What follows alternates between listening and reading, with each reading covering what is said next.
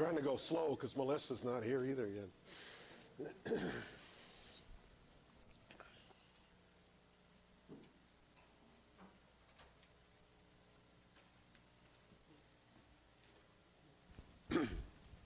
Welcome to Linn-Mar Board of Directors meeting.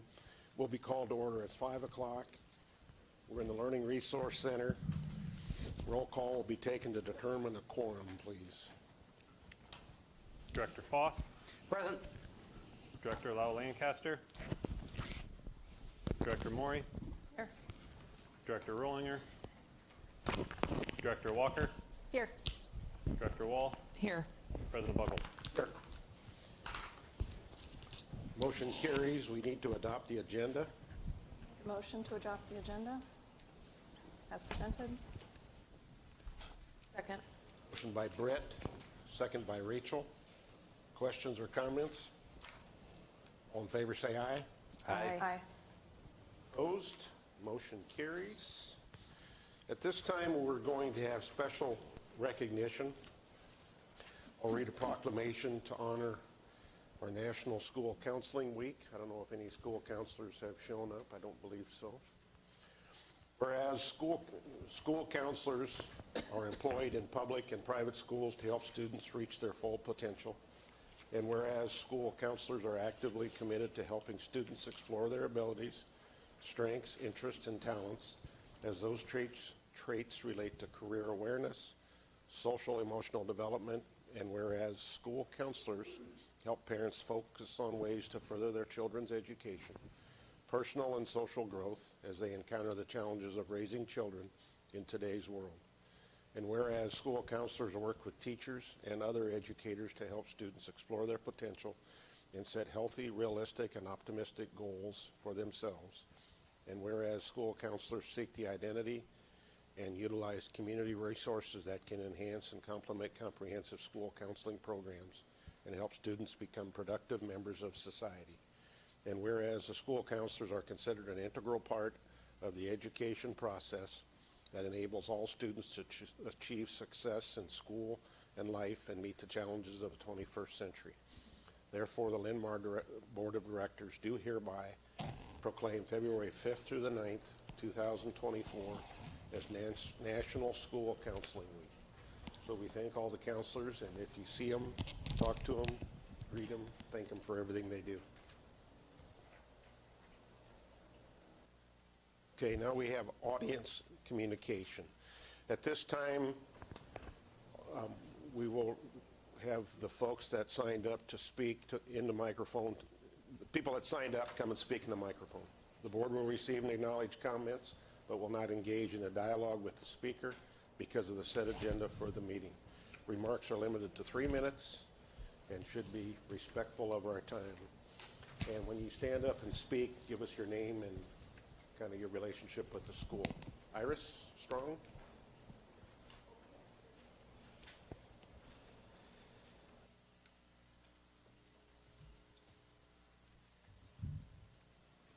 Hello, and thank you. I am Iris Strong, and I am a member of the Marion Alliance for Racial Equity. My daughter Precious graduated from Linn-Mar High School back in 2020. Mar has a commitment to focus on cultivating shared accountability and fostering a culture of shared learning. We strongly believe in the transformative power of education to instill understanding, empathy, and unity. We sent a letter to this board in our ongoing efforts to encourage our district to support promoting authentic engagement, learning, and taking action in K-12 education. It is imperative to create opportunities for Black history learning that extend beyond February, emphasizing that Black history is an integral part of American history by nurturing a more inclusive and representative educational environment. We can empower all students to appreciate the significant contributions of Black individuals throughout history and into present day. The 2024 Black History theme, African American and the Arts, acknowledge the invaluable contributions from African, Caribbean, and Black American lived experiences in various fields of cultural expression. To assist in your efforts, we recommend the following resources as valuable tools for educators, administrators, and students. 1, build specific initiatives. Identify and replicate the successful initiative in specific buildings with support from students groups like ALLO. Explore educational opportunities for enhancement. 2, encouraging engagement. Urge staff, students, and parents to share their learnings about Black History Month through various channels such as social media, emails, school broadcasts, book studies, or personal exploration. 3, community participation. Advocate for participation in events hosted by the local institutions such as Marion Library, Cedar Rapids Museum of Art, African American Museum of Iowa, NAACP, etc. Number 4, supporting Black-owned businesses. Encourage the utilization and patronage of Black-owned businesses in and around Marion. 5, continue learning resources. Develop and promote resources for educators and administrators, included with online links in our letter. Number 6, Zen Education Project, teaching Black history beyond February, and you can do that through facilitating a year-round program. By working collaboratively, we believe we can create a more meaningful and impactful Black History Month experience for our students, our staff, and our community.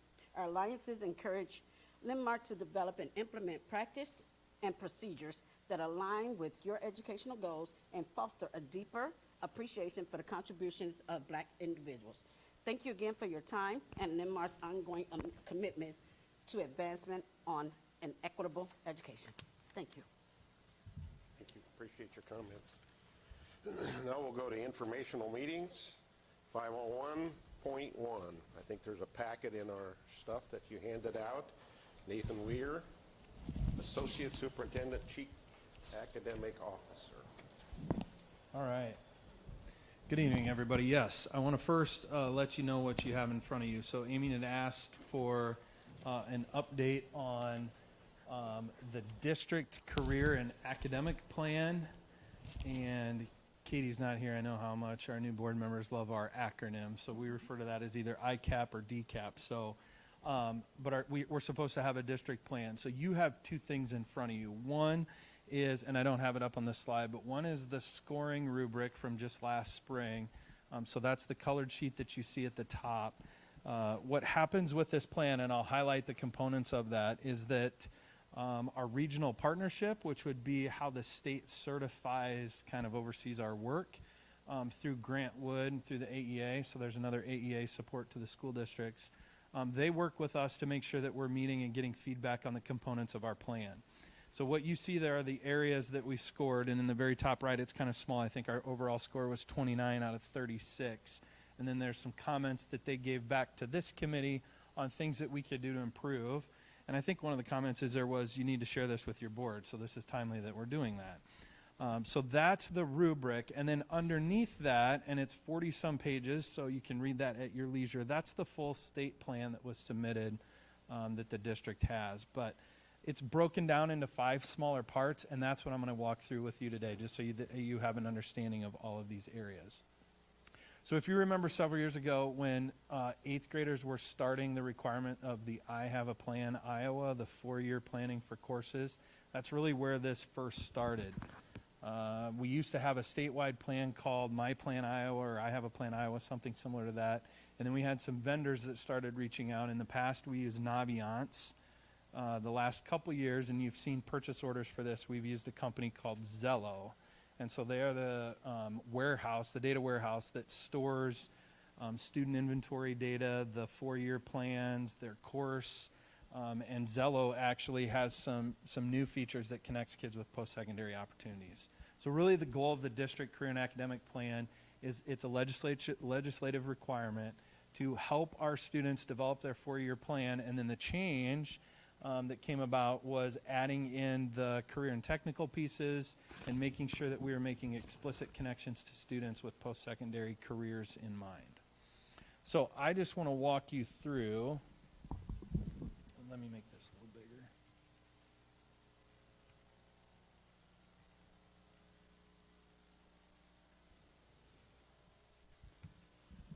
Okay, so you can see there are team members that work on this. Some of the partnerships that we have are obviously with our CTE staff, our work experience, workplace learning connection.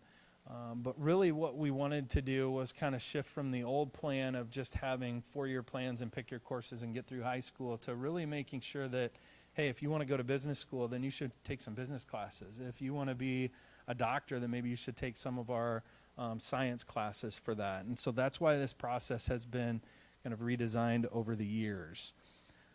I'm going to walk you through each of the components. And again, it's that 45-page document, but we use this in the school just to kind of shorten it and condense it a little bit for us. You'll see a couple things in here. You'll see the overall essential component that we need to work with. The first one is self-understanding. So this is helping students do those inventories and self-assessments to kind of learn about themselves as a learner, what career interests they might have. And you can see that that starts in grade 8 and then goes through the next 5 years for those students, 8th grade, and then 4 years of high school. The other thing that we're really trying to be purposeful with is not having this fall solely on the back of the counselors. So you can see there for like 9th graders, they're doing this portion of this. They started it in 8th grade during their high school prep, and then they will continue working on that in their 9th grade connection class. And then in 10th grade, they'll follow up with that in their world history and AP world history classes. Now, you may wonder, like, why do we pick those classes? Those are the ones that are required for all kids that we know we can get all kids the same message. So the counselors work with the teachers to make sure that those learning inventories are completed, reviewed. For parents that have high school kids, you should have access to their Zello account. I don't know how for sure that gets communicated, but there is a parent login that you can log in and see that as well. That also eventually helps parents connect with some of the post-secondary resources. There are specific lessons that Zello has, but really our first component is that component 1 of self-understanding. The next one then, and same layout here, this covers 2 pages, so I'll scroll between them. The next one is about career information. So this is where we share things like wages, earning, employment outlook data, job descriptions. There's a lot of different things that we do with that one. And you can see that this happens again, starting out with some career choices in 8th grade. 8th grade also does the financial literacy fair, which is through the workplace learning, and junior achievement helps with some stuff as well, but they come in and walk the kids through a sample budget. And so that process starts in 8th grade and then flows up through these courses. There's some different classes where they work with government then for our senior students. And then you'll see at the top of the page there that 9 through 12 CTSO participation. That would be our career and technical student organizations. So there's a new requirement from the state that, for example, since we have FCS, we need to have a career organization aligned with FCS. A good example would be like business and FBLA. We've always had business and FBLA. We've had our ag classes in FFA. We haven't had one for family and consumer sciences. And so that's a new requirement for us. So the high school staff is working on making sure that any of our CTE paired or kind of grouped courses that align in those course content areas have a student organization. And again, you don't have this shorter handout. You've got the long pages in there. Okay, the third component of the district plan is the career exploration. I'm sorry, that's kind of hard to read. But this is where students would have the opportunities for face-to-face or virtual tours, career day fairs, other work-based learning opportunities. We try to hit this one because workplace learning has a lot of opportunities for kids to do a one-day job shadow or a multi-week internship. And so there's certain deadlines when they're freshmen, I believe, for sophomores, and then sophomores for when they're juniors. Sophomores can do job shadowing, juniors can do internships. And so again, you can see the kind of course sequence of where we lay those things out. All the while kids are working through this district career plan template, you know, kids don't see this, but they're walking through the steps in Zello, in that student management system that we use to help us organize this. I should also say, I know Erica Rausch, our middle level director, we've talked about this high school prep class, and I think we might want to rename that in the future. I think some parents think it's like getting them ready to do high school. That's not really the goal of that class. You can see the goal of that class is a lot of things that are in here. registering for courses, talking about career paths, completing their inventory, working on their 4-year plans. That's really what our high school prep class prepares them for by the time they get to high school. So we may want to think about renaming that class a little bit.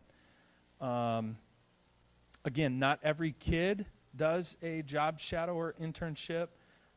Some students just have jobs anyway, and they've skipped that portion, and that's fine. That gives them, there's a way to track that in the system on if they've been employed in other measures. How many job shadow placements do we contract for with workplace learning? I know there's a number in the contract. I just can't remember what it is. That's an interesting question. Workplace learning charges us for every kid. So every kid has the opportunity for a job shadow. We get charged whether they participate or not, which is kind of interesting. Does that answer your question? Answers a question, but it's not how I'm understanding the contracts to work. I understand workplace learning has different levels that school districts can participate in that grant you a certain number of activities and a certain number of student participation in different things. That's how I've seen the contracts. But Yes, and we do have some of those, like our younger students, like I think they do the career fairs, Bob, at the elementary schools. Don't they still do? I thought workplace learning had some of that. That's where like the financial literacy fair would come in through workplace learning. They would get all of our 8th graders at a time for that. So there are some things leading up to high school. I don't have the numbers in front of me for specifically how many kids participated in internships or job shadows. We know when we talk about it, it's never enough. We'd like to get more kids to do that, but it's kind of on them and their counselor to work through that. So not every kid takes advantage of that opportunity. All right, so that's component 3. Component 4 is then the post-secondary exploration. And so this would be more starting to think about what students are going to do as far as their choices and options outside of high school. So Zello provides us with, they can do virtual college visits.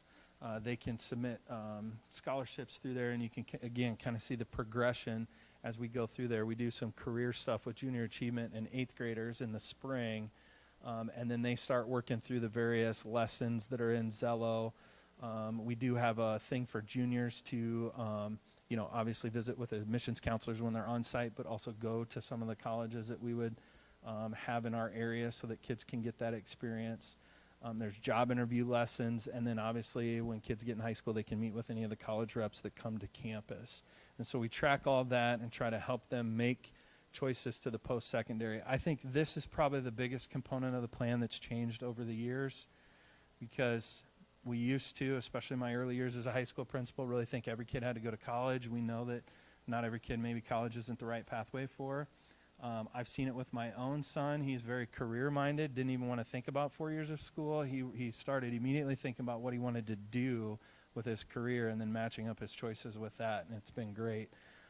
So that's really the shift that you see, which this whole plan is trying to do, is to help our kids find their interests so that by the time they have to make that choice, they can start thinking about those post-secondary opportunities that align with their career interests.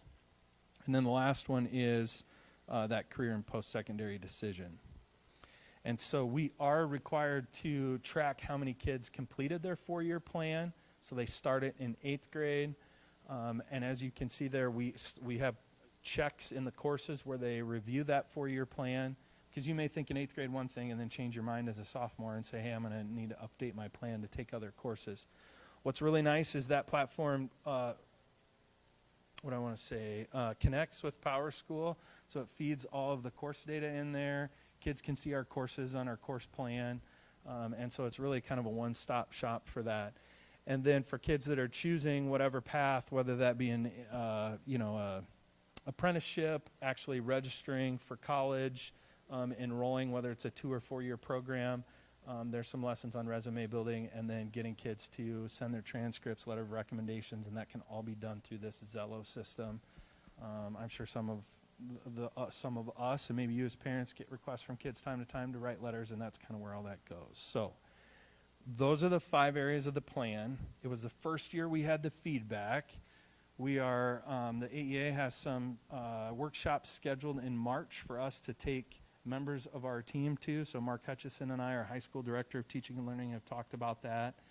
We will be taking some stakeholders to that DCAP planning meeting that the AEA has so that we can take some feedback back to this team, look at the results of the rubric, and then see what needs to be adjusted in our plan. Questions? The district team, the state recommends that we engage external stakeholders as well, and the only one I see on the list is from work-based or workplace learning. Have we tried to reach out to, I mean, it recommends business representatives, students, parents. Yeah, Mark and I talked about that a little bit. We feel like our venture committee, our CTE committee kind of helps us with some of those things, especially with the connection.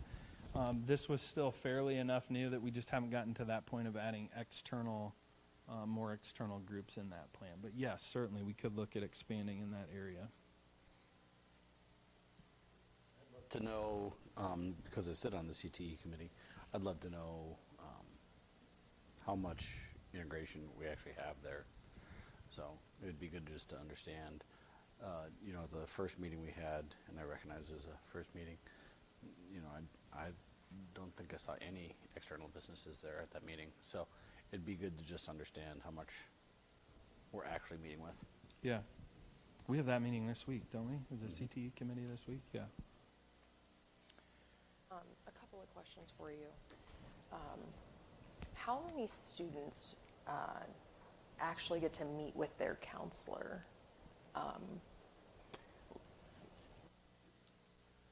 For example, I guess at all during the year, but maybe more specifically before they're like scheduling classes, you know? That's a great question. I'd hate to guess. I don't know. They're trying to hit those in those. In fact, we're registering for courses this week. And I don't know for sure when they do that during their school day. All the high school counselors did go down to the 8th grades and talk to them last week about that. I don't know how often a kid, I can't answer that. That would be a good question for the counselors. Would you say that every student gets to meet with their counselor at least once a year? Yeah, I think our counselors try to meet with them more than once a year. I think it really depends too. Some kids meet with their counselor very frequently. Some kids don't want to even do this process with their counselor. And then they get the list and the counselors have to try to track them down to at least make that face-to-face. It's a hard balance with the high school kids because some of it's choice and some of it's, hey, you got to do this type stuff. I will be honest, our kids really push back on this whole 4-year plan process. 8th graders, it's kind of tough, but the counselors are really good about trying to get them engaged with that, and that's why you see why we do that during some of those courses, so that it's embedded during their day. They take time out of that advanced history class to make sure that they can get that stuff done, so that kids don't have to, hey, go home and do this on your own a half an hour outside.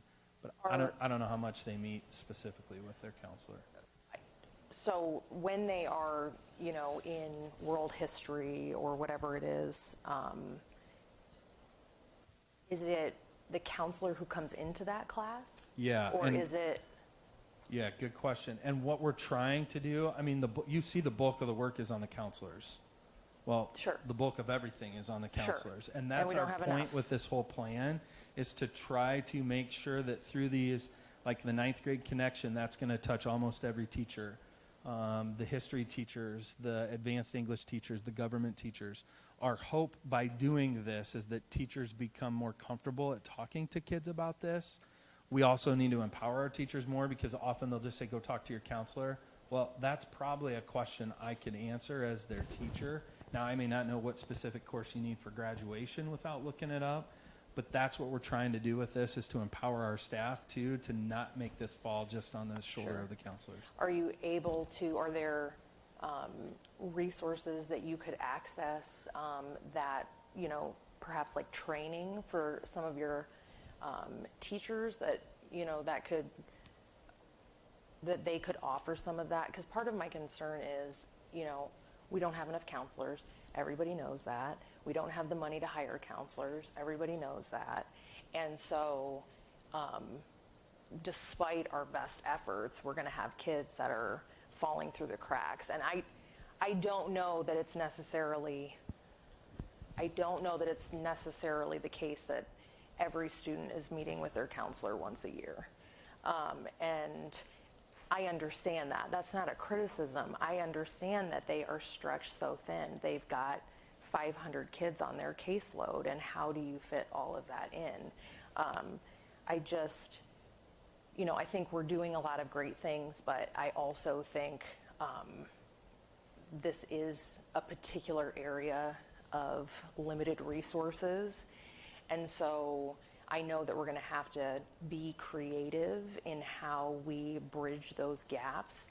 And I'm also not, of the delusion that, somehow we can creatively fix what is a huge funding and staff shortage where this is concerned. I just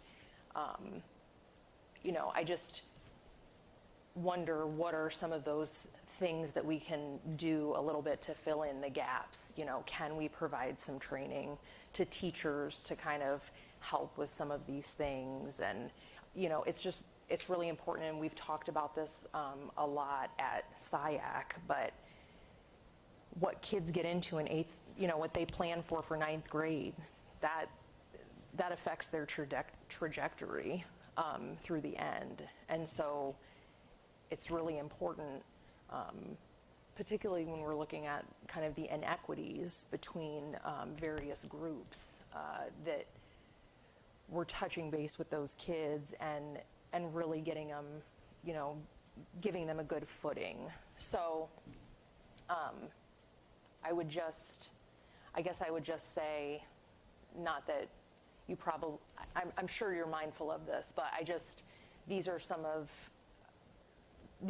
the concerns that I have. And again, it's not that anybody's doing anything wrong. It's not, but, we have to at least be cognizant of it and at least make sure it's part of the conversation. I do think we need to train our families more that they don't have to have it figured out in 8th grade. There's very few choices that freshmen need to make in high school. I mean, it's pretty much set out for them by the way we structure our required courses and their path through those.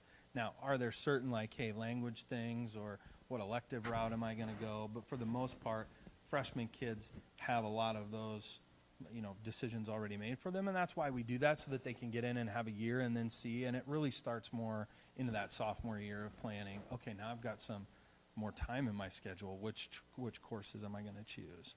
But yeah, you're hitting it right on the head. I mean, this is a 45-page document of what the state requires us to do for DCAP, along with the 45 pages of 10 other initiatives that the counselors have to do and get kids registered and graduate on time and get their credits. I mean, it's just, we have tried, and I think this team has worked really good to try to make this as manageable as we can and maximize these opportunities, and yet include spaces where other staff can help us with that. Because that's going to be really powerful, is that training.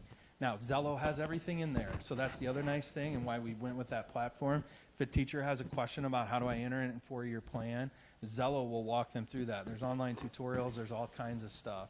And so we're trying to empower some more of our teaching staff to understand that as well.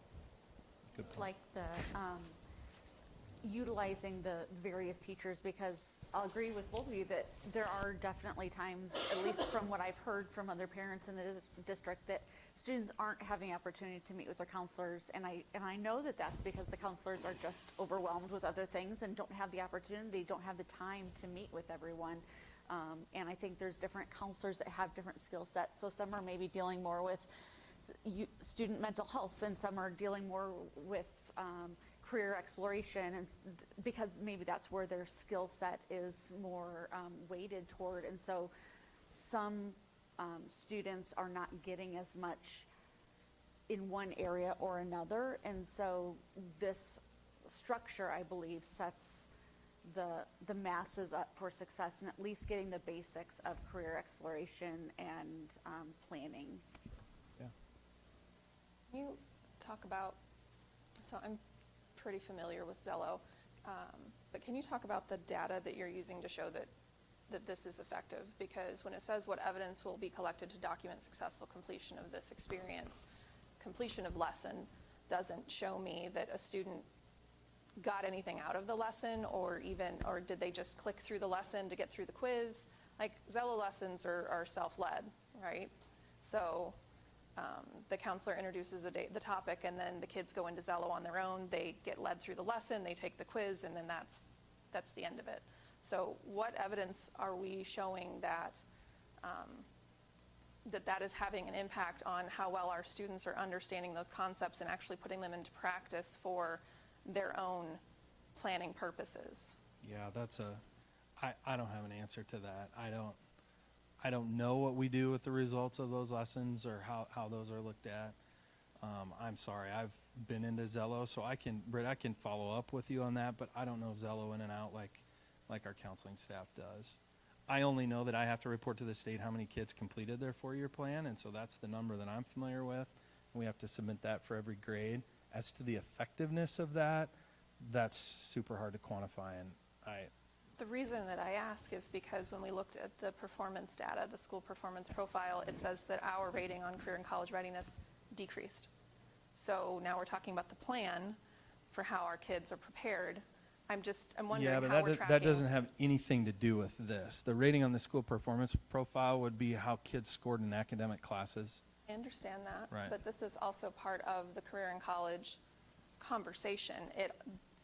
One may not be directly measured with the other, but they're all interrelated as to if you're grasping career exploration and looking at, okay, I am interested in this career, it showed up on my assessment, this is what the assessment results tell me that career needs in terms of high school coursework or education and training. If that high school coursework, then I can relate to, how did I do in that class? Am I paying attention in that class? Am I taking it more seriously because I know it's related to something I'm interested in? Like, these are the connections that you can make with career and college planning. That's the ultimate purpose of the DCAP. It's not, did they do a lesson check? Did we get, and I'm not saying that we're just checking boxes, I'm just asking how we're looking at how our students are engaged in what we're providing them. That's my question. So if we talk later, that's great. Yeah, I can try to find some of that for you. Okay. All right. Perfect. Thank you, Good. Nathan. Thank you. We had a board visit to Echo Hill. It was kind of a challenging day, so 5 of us were able to attend. It was almost as much of a challenge for them because they had a baby born in there and a variety of other things. So anybody have any highlights on the day? Or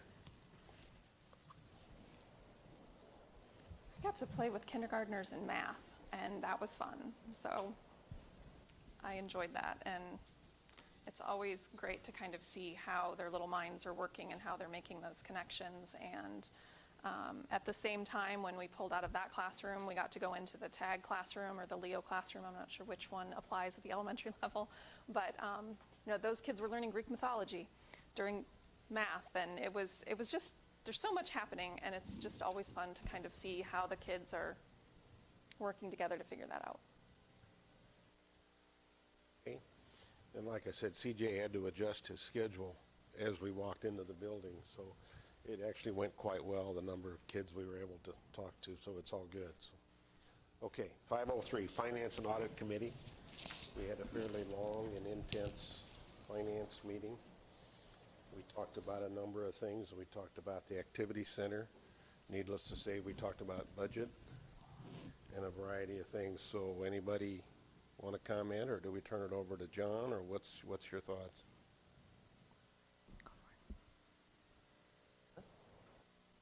Nominate Justin. We've got some headwinds. That's where I'll start and just say we have some headwinds. We have a plan to move forward on that, but this is going to be just tough to continue moving forward. So we've got a good plan, and I've got faith that we'll be able to execute here, but we've got quite a bit of headwind moving ahead. In addition, one of the things that we're waiting for is just what the state is going to set their SSA level at for next year. And Britt and I were at a meeting on Saturday where the state is required by statute to set the SSA by a certain date. In addition, we are required to publish our budget to the county by a certain date, and then the county is required to publish that to our constituents and taxpayers by a certain date.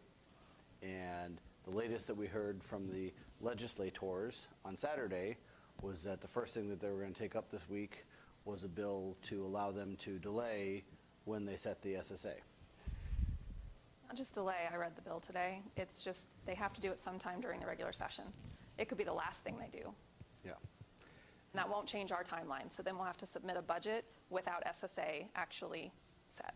So fun. there is a chance that depending on how we end up setting the budget, and I don't know if we want to be gamblers on how we want to assume what legislators will set the SSA at, but there is a chance, and the public needs to know this, and so this is why I'm bringing it up, that our budget has to go with an assumption on almost worst case scenario for what the government provides, and people might see that and say, wow, that's really high, and the answer might be just we don't know what the legislature is going to do. They've not done their job. So more to come. It's not final yet, but it's I would love to go back to precedented times. So, yeah, thanks, Justin. So what we've worked on up till now is the assumption of 2%.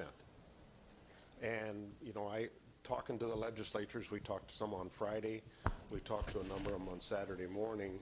A lot of the discussions coming out of that, they really hope there's going to be higher than that. And of course, we all know when you increase salaries by 3.5%, 4%, whatever that is, with all the other costs going up, insurances, just benefits, everything going up, we know that that's a hard challenge to work through. So a couple of them kind of raised their eyebrows and made a comment, would you be happy with 4?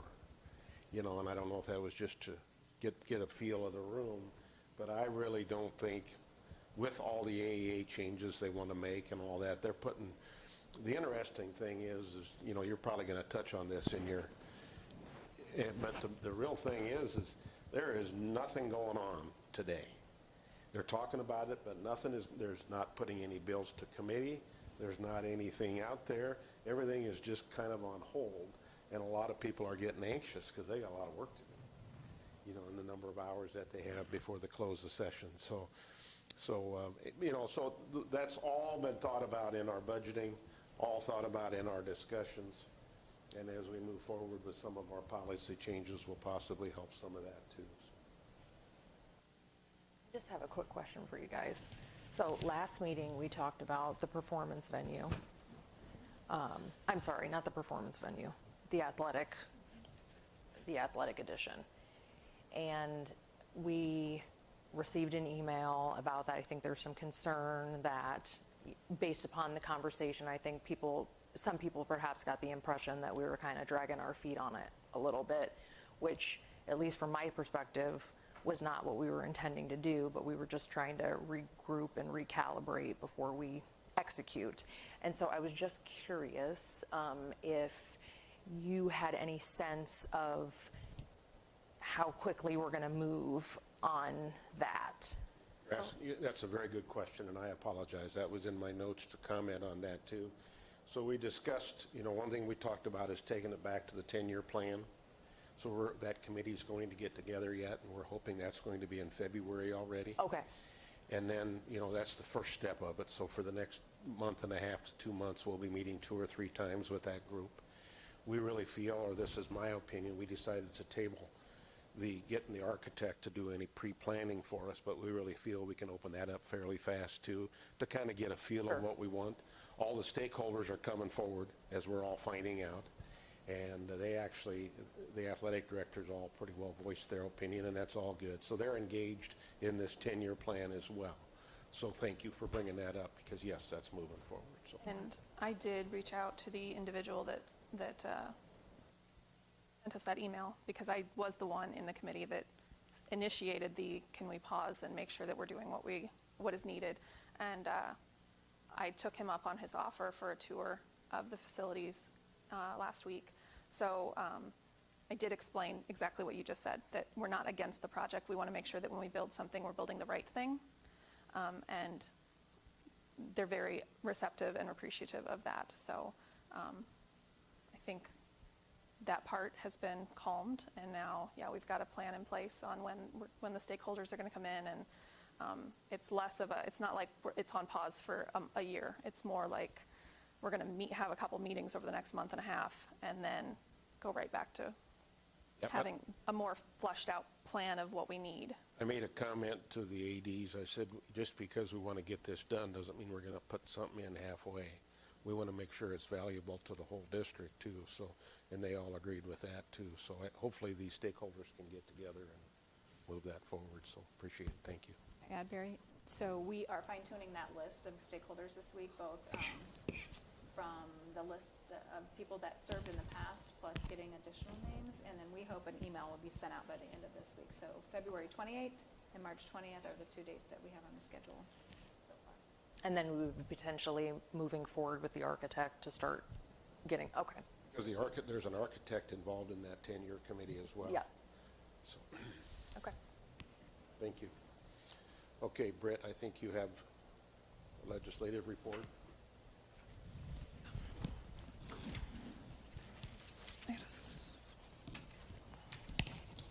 All right, so your packet, you have last time's packet.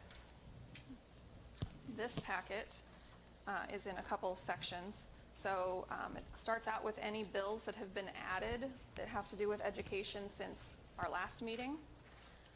And then, about 7.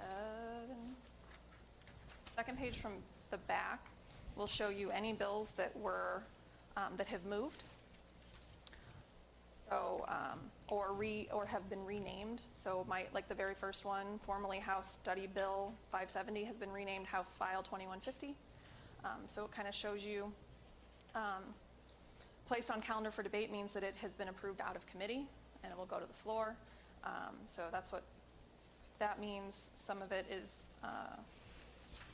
maybe just moved on from subcommittee, like subcommittee recommends passage, so then it would go to the full committee, things like that. There are a couple in the new bills introduced section that have already moved, so you'll see some of them say subcommittee recommends passage. Most of them still say referred to whatever committee. But the ones that I will talk about, so last time I mentioned that there were 2 bills having to do with the start date of school. There's now a third. So there's 2 House study bills. House Study Bill 585 is the one I mentioned, one of the ones I mentioned last time, which would have it start August 23rd or the Monday preceding August 23rd if it wasn't a Monday. That one has passed out of subcommittee. But now there's a new House Study Bill 605 that would put the start date at August 25th and no earlier than that. And then there's still a Senate file bill talking about that it can't be before the first Tuesday after the final day of the state fair. So there are now 3 competing bills as to when the first day of school might be. So if you're keeping track of that.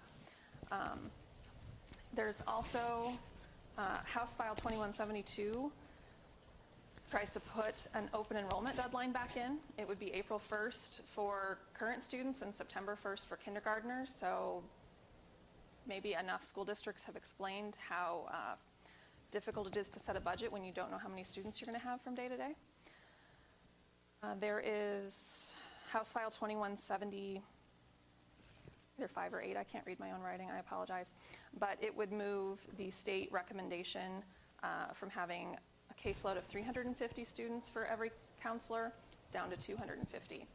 There is no appropriation attached to that bill at this time, so I don't know how that would work, but House File 2226 would expand vouchers to include preschool, private preschool as well as public. Public is free, but it would count for private preschool, of course.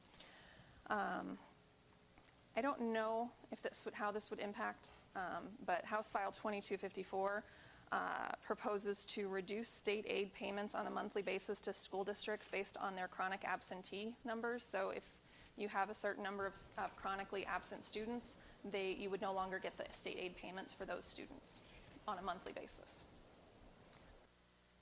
Let's see, Senate File 2119 links truancy to the ability for a student to obtain their driver's license. I'm not sure, I'm guessing that would be reporting on our end, but I thought it was an interesting bill. The bill that Justin mentioned is Senate Study Bill 3122. That changes SSA from being a first priority to any time during the regular session. And since our budget is due before the session is scheduled to end, that could be problematic.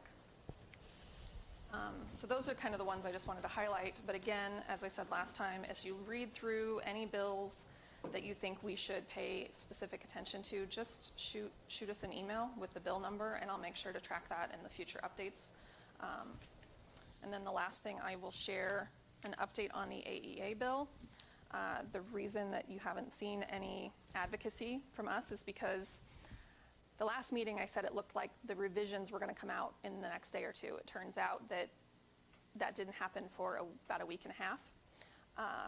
Now it is stalled in the House. It did not pass out of subcommittee. They voted to table it in the Education Subcommittee. That doesn't mean it's dead. Some House members are saying that it's dead in the House. It will not go anywhere. But a bill is not officially dead until the session is over. Even when a bill is dead, there's a really nice habit of that last monstrous appropriations bill. They like to tack things onto it the last couple days of session. So, but it has not moved out of the House. It's not planning to move even to general committee. It did pass out of the subcommittee on the Senate side, and now it goes to the full education committee. In the packet, I did provide an update. It's the very last thing, I think. Yeah, the very back page. It provides you with some of the amendments to the Senate version that would change the following changes to current law. So you can kind of read through those. We have been looking at what the impact to Linn-Mar would be, and the AEAs have been, and the management law office have been sending some proposed figures. And one of the proposed figures that I think is important for us to kind of understand.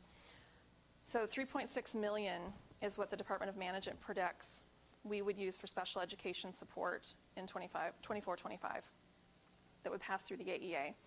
If we would do that through private industry, the expected commercial cost for that would be $4.2 million. And that's just the special ed side. We're not talking the media services side or the educational services side. So that's step one of trying to figure out if we had to recreate the services, what would that cost us? Who's providing that data? The Department of Management.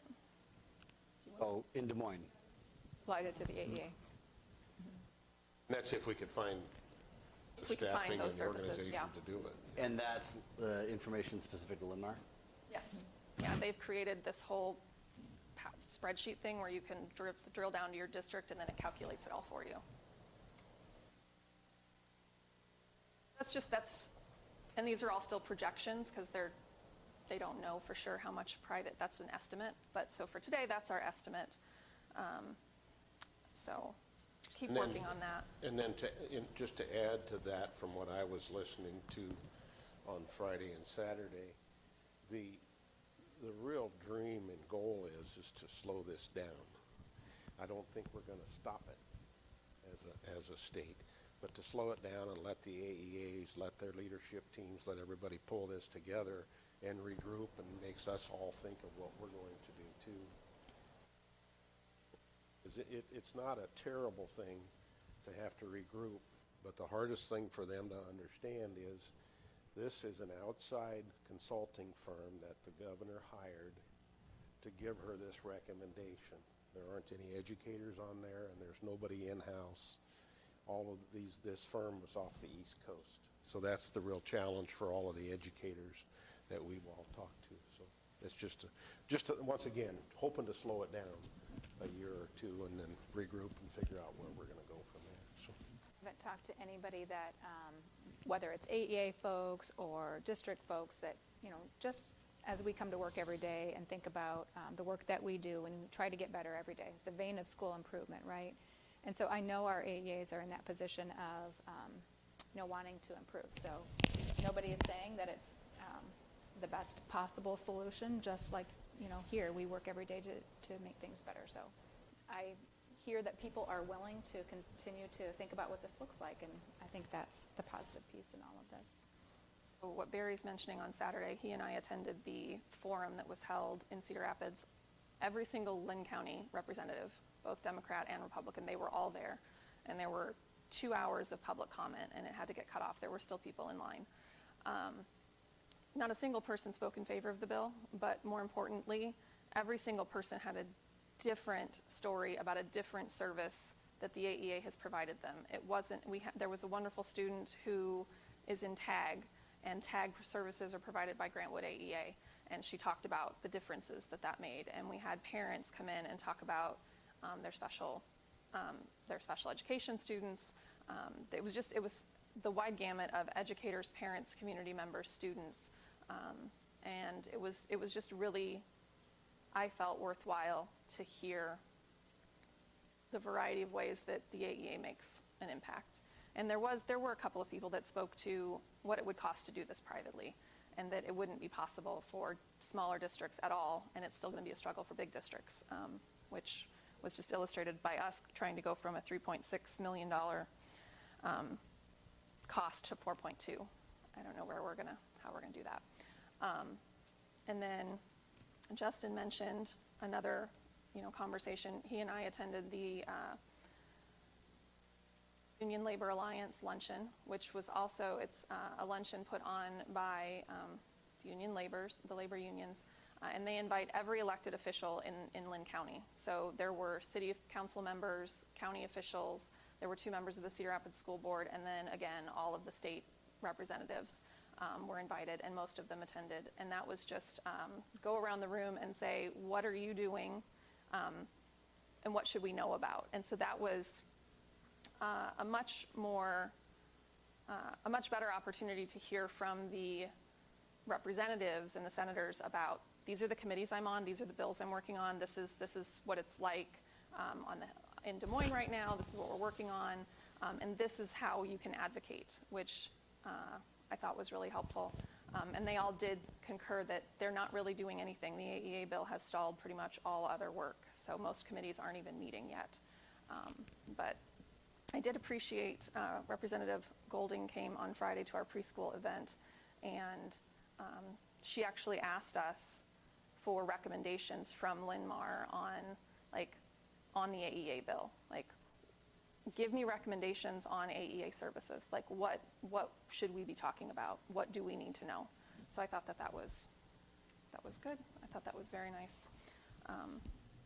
Lastly, in the packet on the front is a draft letter that we've worked on for SSA, which hasn't come up, which is why I haven't been rush on the letter. But this, John and Amy have looked at it. Barry's looked at it. If you want to take a look at it and then let us know if you're comfortable. We'll probably wait to send it to when they actually start talking about SSA. We don't want to throw it out there ahead of time, but we'll send it to both. I know this one says the House, but we'll send it to both the House and the Senate. So Have we always sent a letter in the past? last 3 or 4 years we have. I think I'd like to see, if we're going to be sending letters, that there is a little bit more collaboration so that, and I don't know if we have some time, we're not going to send this out immediately. I think that would be, Yep, good. you're correct. So we're open to changes, we're open to discussions, and absolutely. Hey, As a guy who writes for a living, I appreciate a starting draft. This is really nice. It's absolutely a draft, but it's not just mine. It's gone through several of us, so. Even better. okay. I tried to go past the committee that I went to, but Linn County Conference Board. Amy said we need to do this. So I serve on the Linn-Mar, or the Linn County Conference Board, along with the City of Cedar Rapids Conference Board. So we spent about an hour, and basically what we're doing there is we're approving the budget. We're approving kind of what the county's doing, hiring, kind of what they're doing for positions. But a couple items that came out of that meeting that were kind of interesting. They asked me if we've used our safety security money from the state that the state has approved for all of us, for all school districts. And so I'm looking into that. And kind of what happened is the auditor's office almost got caught short. The auditor's office did not have a firewall on their internet account or on their router. So basically what that did is they didn't have insurance to cover it. And if that fed into the city could have also came back on the auditor's office. So they put a number, I mean, they were forthcoming. They felt absolutely terrible. We blew it. We made a big mistake. We didn't update things, but the biggest thing is that they didn't even have cyber insurance. So they just assumed they were part of the county or part of the city. A couple things that were just real quick to tell you. Home sales this year are staying level. I really felt with interest rates going up and everything that home sales would really dip. And there's more supply out there, as we can all see. But what that's telling us, though, is there's still not enough homes in our community to handle. So it's supply and demand more than anything. Interest rates haven't affected it. As of today, there are 36 businesses, corporations that are disputing their taxes. And they're actually going to go to district court. And the district court is so backed up that they're held up.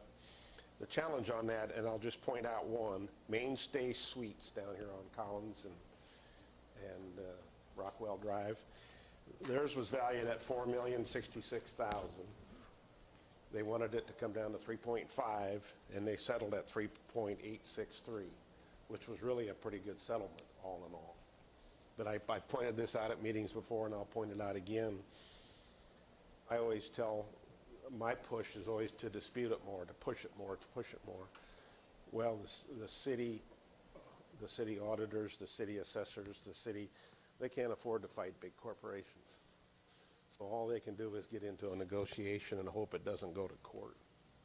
Because, I've told this story. Lindale Mall was one of them that was disputing their taxes big time, and then they went into bankruptcy. So then they hired attorneys, or their bankruptcy courts in Texas were handling that dispute. And because of that, the city had to hire attorneys out of Texas because they have to be licensed in Texas. So all of those pieces put together, but so that's a constant battle that they're fighting for us too, the minimal businesses we have in our district, but they're still fighting to get as many taxes as they can. And I know as a taxpayer, we probably think that's not right, but we need tax money to run our schools. So it's just an interesting discussion, interesting dialogue, sitting through that. Well, thank you, Mainstay Suites, for your support of public education. Well, this is kind of a quick side note. There's a paper company on the south side near College Community. They're worth $40 million. They're trying to dispute, and they claim they're a recycling firm, and they should be tax exempt. So that's what they're dealing with right now. I think it's Weyerhaeuser, I think. Where's the department that we all get to go and dispute our property taxes in the same way? Well, I know we can, but I'll happily pay mine. not to this extent. Barry, it's funny, it's interesting you bring that up. I think one thing that the public would benefit from understanding, is just, in Marion, we don't have, or in the Linn-Mar district specifically, we don't have a lot of businesses. And so we talk about, why are home taxes the way that they are? Because as much as we try and grow, we're still a bedroom community. And then they add to it, and then TIF a number of those new businesses too, so we don't get tax dollars for 20 years off of that. So. Hey, John, something I've been wondering, I wonder if you have the answer to this. Mercy is building that emergency room there across from Hy-Vee, and I was just curious, whose district does that fall in? Is that Marion, or is that Linn-Mar. us? That's Linn-Mar. Ooh, okay. I'm going to send Tim Quinn a thank you letter. We'll probably get TIF, though we won't Okay. see anything for 10 years. Superintendent update. All right, thank you. I just want to thank President Buckholz for recognizing our school counselors earlier tonight. This past Friday night, we recognized our Athletic Hall of Famers. Chris Duggan, longtime volunteer, supporter, and parent. Kyle Dunn, class of 2011 track and field. Jared Garman, class of 2011 football. Amanda Stahl, class of 2007 golf. Kia Stokes, class of 2011 basketball. Coming up this week, we have additional students signing their letters of intent, so we're looking forward to that. We have some art honors. Congratulations to Alyssa Newport and Raylan Fitzgerald for receiving an honorable mention in the Corridor Jazz Art Contest. Their artwork will be on display at the Corridor Jazz Concert on March 4th at the Paramount, and on March 5th at Voxman Hall of Music in Iowa City. Just a reminder that we've got kindergarten registration coming up on Wednesday evening. For more information, you can check out the website. And tonight, later in the consent agenda, you will see that we are recommending Renee Nelson as the Executive Director of Communications. This cabinet level position will work alongside district and building leadership to ensure that we're not only reacting to our internal and community communication needs, but anticipating and proactively capitalizing on opportunities to share great information about our district with others. We've seen our demands increase over the last several years, dating back to COVID, and quite likely even before that, as we've been a growing district. But we're regularly reacting to media requests, FOIA requests, and then trying to balance those needs with desire to share all that's good about our Linn-Mar story. Renee's been the Director of Communications and Creative Services at Grantwood Area Education Agency for the last 10 years. She's got her master's degree in integrated marketing communications from U of I. And so we look forward to Renee joining our team pending board approval. Britt went over the legislative updates. One thing I want to highlight and thank our 3 legislators in our area. On Friday, Michaela and Melissa from our Student Support Services team, Lori, our Lynn Grove principal, we all welcomed State Legislator Cindy Golding, Art Stade, and Eric Jurdy to visit 2 of our PK classrooms at Lynn Grove, and we really appreciate their time and attention to doing that and showing them the importance of preschool and early childhood education in Iowa. Thank you also to board members Barry, Britt, and Melissa for attending. Budget cuts, the cabinet and I continue to work through those pieces. We did receive 118 responses to a survey that we sent out to staff regarding ideas around general fund budget cuts. I would say largely ideas that they came back with centered around academics, athletics, things that were specifically employee related, and then infrastructure and operational. And unfortunately, a lot of the things that were falling into those categories weren't items that we necessarily pay from the general fund. But I appreciate everybody that took the time to fill out their survey and offer their thoughts. We are going to be talking about the early separation policy here as part of second reading. That'll again be another measure to help with the general fund as we move through this budget cut season. Pupple vote is near and dear and front and center to our hearts. John and I continue to go out and meet with various groups to share information about Pupple. This week we will be talking to the Marion East Cedar Rapids Rotary and volunteer coordinators, and then we will visit with Lynn Grove and Westfield PTOs that same evening. And then last, I'll just talk a little bit about our facilities projects. The LRC repurposing design process kicked off last week. Indoor Activity Center, we just discussed a little bit ago about pulling a stakeholder group together at least a couple times at the end of February and March to continue to fine tune what that project may look like. Performance venue, you are going to look at the bid for the lowest responsible bidder tonight here in a little bit. And the new administration building, we keep on chucking along through that. Phase 1 and 2 temporary enclosures are complete and allowing work through the winter, which is great. They've got an indoor space to work on. And just one other item, they've got sprinkler installation, which is of course critical to that project, 90% complete. And with that, to wrap up my report and ask if there's any questions. Questions? Thank you. Unfinished business, 601, approval of a roof bid. Make a motion to approve Dry Space Inc. as the lowest responsible bidder for the Linn-Mar High School Indian Creek Elementary roof replacement project for a base bid of $499,077. Second. Motion by Rachel, second by Melissa. Questions? All in favor say aye. Aye. Opposed? Motion carries. 602.1. Make a motion to approve McComas Lucina Construction as the lowest responsive bidder for the new performing arts venue for a base bid of $25,662,000. Motion by Britt, second by Melissa. Questions? You know, I had a question. Saw the bids, and I really appreciate the companies that bid in for that. It's very important. John, can you, as the newest board member, can you define, when we say we have to award that to the lowest responsible bidder, can you, just for the public, share briefly what that means?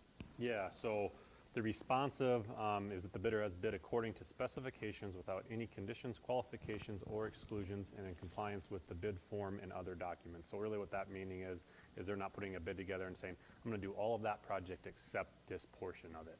So they're responsive in that aspect. Responsible is that the bidder has the capacity, not only financially, but also the skills, manpower, and performance ability to complete the project as specified. So, on a project of this scale at $25 million, not any contractor is able to complete projects like this. You need one of a decent size financially, both being able to pull bonds for this, but also the manpower and just the expertise to complete a project like this. So McComas Lucina checks all those boxes for us.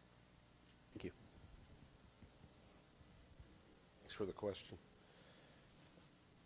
Other questions? All in favor say aye. Aye. Opposed? Carries. Second reading of policy recommendations. Motion to approve the second reading of policy recommendations as presented in Exhibit 603.1. Second. Motion by Melissa, second by Rachel. Questions? Just on policy 203.2, with the suggested revisions, I totally understand because we have a different policy about review and revision, so kind of taking out the language. But I'm wondering if, in that case, in paragraph 3, if we need to remove the or changed policy. Maybe we do, maybe we don't. I just had that question. Or was that, I'm sorry, what? Policy 203.2, it's the adoption of board policy. We're revising it so that the language is strictly about the adoption of new policy because we have a different policy that talks about the review and revision process. But in the third paragraph, it says a new or changed policy may be adopted. If we're taking out the revision aspects in the first paragraph, should we also take out the word changed? It's just Makes a sense to question. me. I agree. For the public, can you share, do we know what the policy number is 203.2, for the one that allowed, that, 203.3. there we go.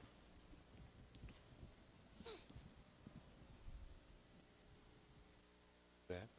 I know we have to amend the motion if we actually make that change, but I didn't want to pull it out because it's such a little thing, so. I would amend the motion to include the revision of excluding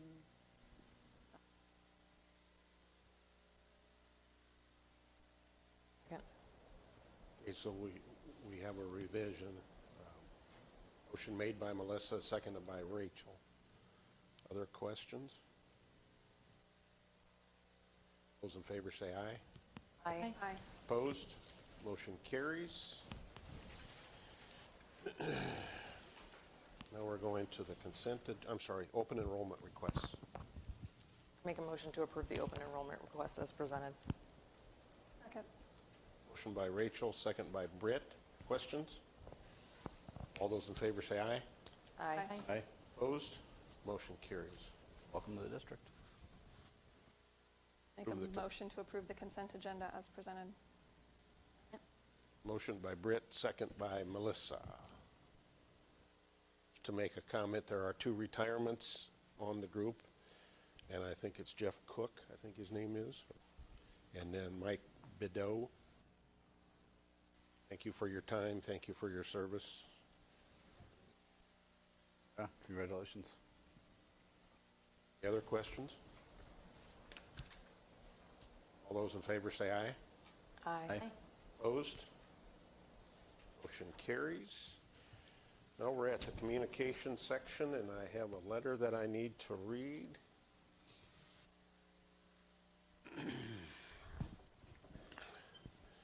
Please let this letter formally notify you of my resignation from the Board of Directors of Linn-Mar Community School District.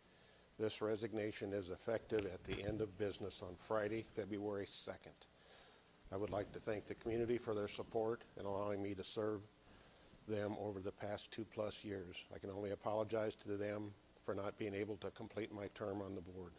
The position has allowed me to gain substantial knowledge, and I hope to continue to serve my community in other capacities in the future. I pray for nothing but success for the district, the community, and Linn-Mar. Best regards, Matt Rollinger. Okay, so what we are going to do moving forward is as a board, I think the decision moving forward to fill the vacant seat. So the Linn-Mar Board of Directors will fill the vacant seat by appointment. Notification of the seat will be published in the Gazette on Thursday, February 8th. I'm sorry, the Gazette, February 8th. And that's because of the Gazette's publishing deadlines. How to apply for, information on how to apply will be posted on the district and board websites on Thursday, February 8th. The deadline for interested candidates to submit their application and resume will be Wednesday, February 21st by 4 p.m. To allow interested candidates enough time to apply, the February 19th board meeting, so make note, will be moved to February 26th at 5 o'clock, and we'll talk about that when we get into the calendar. A motion to appoint will occur during the February 26th board meeting. The term of office for the appointment will be February 26, 2024 through the school board election of November of 2025. For questions, contact John Galbraith, board secretary, and his phone number is 319-447-3008. Also, due to change in the date for the second board meeting in February, the March 4th board meeting will be moved to Monday, March 18th at 5 o'clock. And we'll touch on that when we get into the calendar as well. Questions? Thank Matt for his service. Wish him well. Agreed. Does that need to be in the agenda for us to be able to move on that, or is that? No. Okay. Communications. The communication. I'd like to personally thank Director Rollinger as well for his service to the board and to the Linn-Mar community. It was a surprise, and he didn't just think about it quickly. It was a major decision for him as well, and we appreciated his time as an elected official as well. So, okay. Other questions? Anybody have? Okay, so now we're getting to the board calendar, so we want to make sure everybody has this put together. We're adding some meetings, we're moving around, and it has to do with this resignation along with our budgeting process moving forward. So just to highlight a couple things, when we have a number of meetings, CTE, DEI meeting, the February 19th, 11 a.m., the Finance Committee. It's actually a new date. A board visit at Novak. I'm sorry, I'm going to back up a bit. Three of us are going to go to Des Moines next Monday evening, Tuesday for the day on the Hill. We have a city council, that's good, board meeting on the 26th. That's the new one, new date. Keep that in mind. This will all be published on the website as well. Of course, needless to say, March the 5th is a very big day for us. So get everybody out to vote. On March 5th, also at 7:30 a.m., we're going to have a Finance and Audit Committee meeting. Marion State of the City address as well on the 5th at the Radisson, the old Marriott. Conference board, that'll just be a hearing, so that won't be much. Marion City Council on the March the 7th. I need a volunteer if we can. Be able to do that one. Double check. Thank you. Once again, a new date of a board meeting on March the 18th. 5 o'clock. And we're going to turn right around on March the 25th and have another one. It's for the budget, correct? I can do that Marion City Council meeting on the 21st. Perfect, thank you, Rachel. We also have a board visit at Wilkins, so we're getting all of our board visits in this year, so note the time of 11 o'clock, which is a little bit different time. Other questions or comments about communications or? I want to congratulate the Linn-Mar varsity Palms. They took second in nationals yesterday, or Saturday, one of the 2 days this weekend. So, And congratulate the swimming team for winning sub-state district, whatever that title is. We also had kids participating over at the Paramount this weekend. We had a lot of great things happening. Yeah. Cool. Okay. That's it for the good of the board. We'll ask for an adjournment. move to adjourn at 6:16. Second. Motion by Britt, second by Rachel. All in favor say aye.